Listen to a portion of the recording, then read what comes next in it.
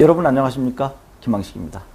9급 공무원 국어 여러분과 함께 생각을 해보겠는데요. 이번 시간에는 두시 언해 중에서 대표적인 작품이라고 할 수 있는 절구를 살펴보도록 하겠습니다. 사실 제목 절구라고 하는 것은 오원 절구의 한시 형식에서 그대로 따온 것입니다. 특별한 의미는 없는 것이고요. 가람이 파라니 새독해요 내용이 약간 까다로울 수 있습니다. 가람이 파라니 새독했을 때 가람은 강이 되겠죠. 그리고 미음이 나오고 받침이 있을 때는 이가 나오게 되죠. 그래서 가람 플러스 이. 그래서 받침이 위로 올라가니까 어떻게 될까요? 가라미. 이렇게 된 것은 여러분들 중세국어에서 다 배우셨겠지만 분철이 되겠죠. 체온 플러스 조사, 어감 플러스 어미로 나뉘어지는 것. 끊어 적기지만 옛날에는 이어 적기였죠. 그래서 가라미에서 체온의 끝이 조사로 올라가 있습니다. 이것을 이어 적기 할 때 연철이죠. 물론 이 가람이 오늘날에 강으로 바뀌었을 때 언어의 기능으로 또 한번 생각해 보겠죠. 특성이 되겠죠. 그러면 가람이 강으로 바뀌었다. 그러면 언어의 특성 중에 어디에 해당되느냐 하는 것 공부를 꼼꼼하게 한 사람들이 쉽게 답할 수 있겠죠. 이것은 언어의 역사성이 되겠죠. 그래서 A라고 하는 것이 시간이 흘러서 B로 바뀌었을 때 언어의 역사성이라고 한다. 나중에 여러분과 기회가 또 된다면 언어의 특성 속에 자의성, 사회성, 역사성, 분절성, 추상성 이런 것들도 함께 공부할 기회가 있을 것입니다. 과거에는 가람이었지만 오늘날에는 강이다. 그래서 한가람 그러면 한강을 이야기하죠. 가람이 강이 파라니 강물이 파라니 새독해요. 이때 새는 날아다니는 새를 이야기하는 것이죠. 이때 이렇게 새조자를 씁니다. 요 새조 뜻은 같지만 의미 다를 때는 대괄호 친다는 것 꼭 기억해 두시고요. 강물이 파라니 새가 더욱 하얗다. 그럼 강물은 파란색이고 새는 하얀색이고 이런 것을 색채 대비가 일어난다 그러죠. 파란 강물에 하얀 물새가 지나가는 모습 참 아름다운 광경 아닌가요? 그 다음에 새 더욱 해오 했을 때 이때 해오 무슨 뜻인가요? 희다. 그래서 여기에는 흰 백자죠. 강물이 파란데 하얀색 그러니까 색채 대비가 일어난 것이고요.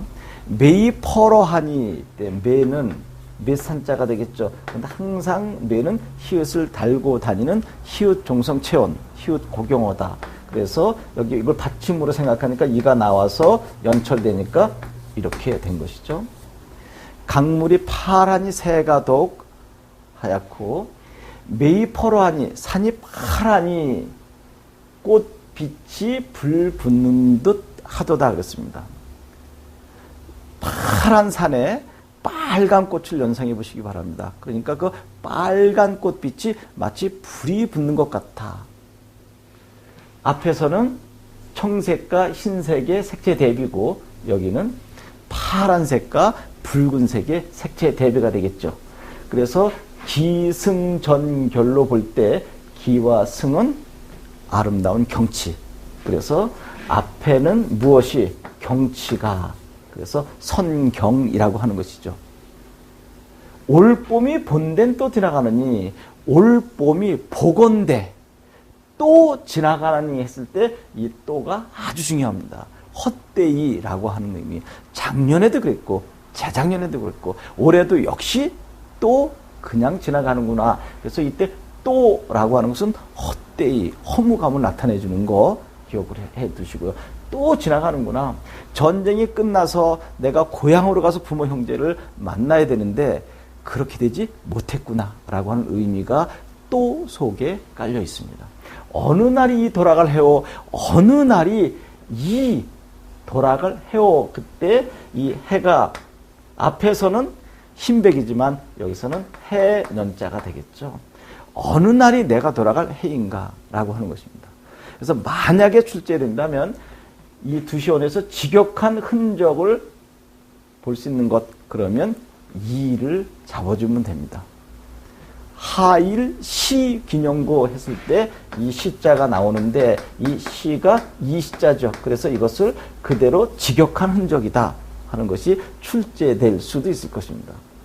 그래서 앞에 기승은 경치를, 그리고 뒤에 전결은 정을, 그래서 앞에는 경치고 뒤에는 개인적 감정을 노래하고 있다 해서 한시의 대표적인 형식 선경 후정의 형식을 가지고 있는 거죠.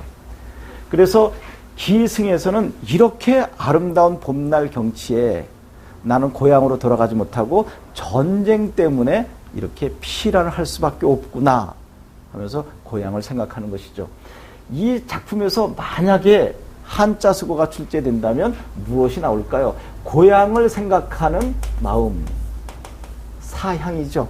그러면 사향에 해당되는 한자 수고는 무엇일까? 이것은 수구 초심이 되겠죠. 여러분들이 한자를 찾아서 익히면 도움이 될 것입니다.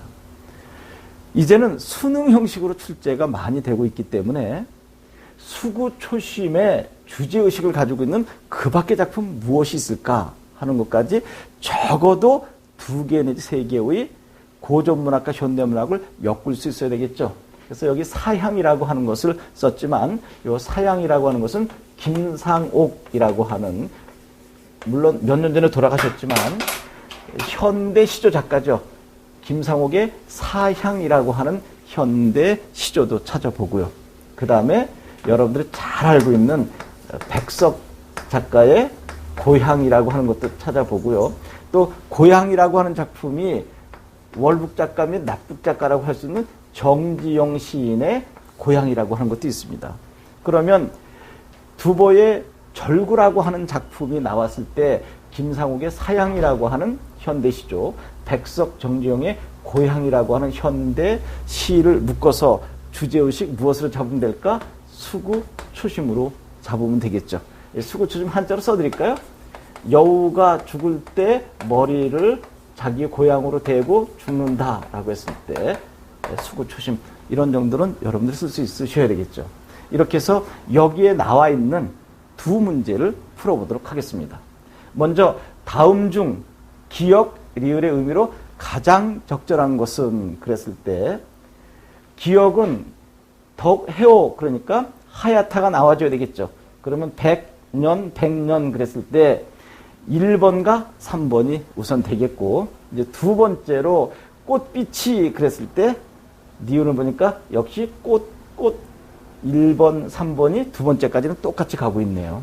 그리고 3번째로 보니까 올봄이 본된 올봄을 보건대 보니까 디귿이 됐네요. 그러니까 여기서는 기역, 니은, 디귿까지 맞았죠. 그리고 마지막에 해오는 앞에서 이야기한 것처럼 해년자로 쓰였으니까 정답은 1번이 되겠습니다. 다음 문제 한번 보실까요?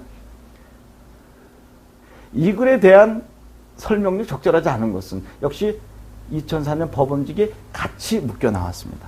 아주 쉬운 문제죠. 이게 2004년도만 해도 이런 유형의 문제였습니다. 두보의 작품이다. 당연히 두보의 작품이죠. 특히 이 두보가 나왔을 때 여러분들이 꼭 함께 알아봐야 할 것은 이백이라고 하는 작가죠. 우리가 일반적으로 이야기하는 이태백입니다. 당나라 현종 때 2 사람이 있었던 것이죠. 두보와 이백이 있었는데 이백은 두보보다 10살이 많습니다. 두보는 시성이라고 하고 이백은 시선이죠. 그래서 두보보다는 이백이 나이가 10살이 많은데 이백은 신선의 경지에 다다라 있다 그래서 시선이라고 불렀다고 한다면 두보는 거의 인간으로서는 끝까지 갔다는 거죠. 그래서 시성이라고 불렀었고요. 절차 탁마, 아주 갈고 닦고 노력하는 형이다. 그러나 이백은 천부적인 능력을 가지고 있어서 노력하지 않아도 일필휘지 한 번에 쭉 써내려간다. 그래서 우리나라의 시선의 칭호를 받고 있는 사람은 현대 시인으로는 물론 돌아가셨지만 서정주, 그리고 고려시대 때는 여러분들이 잘 알고 있는 이규보. 그래서 이규보라고 하는 작가와 현대 작가 물론 돌아가셨지만 서정주 시인을 시선에 가깝다라고 극찬을 하기도 합니다.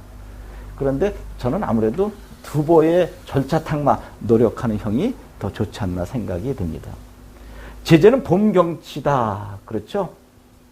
당연히 여기서는 봄 경치를 이야기했었죠. 기승에서 아름다운 봄날의 경치, 바로 그때 나는 피란을 하고 있었던 것이니까요. 주제는 자연의 아름다운 예찬이다. 아니죠. 함정입니다. 주제는 고향을 생각하는 것이죠. 그래서 사향 수구 초심이라고 했었고, 선경 후정 조금 전에 설명했습니다. 선경 앞에서는 경치를, 뒤에서는 개인의 감정을 노래한 것이다. 그래서 선경 후정이 나왔을 때는 대체로 주제는 뒤에 있죠. 그래서 만약에 이것을 두갈식이냐 미갈식이냐 했을 때는 주제가 뒤에 있어서 미갈식 구성이다라고 이야기합니다. 이렇게 해서 두보의 시를 번역한 두시 원회 중에서 대표적인 작품 절구를 살펴보았습니다. 여러분 고맙습니다.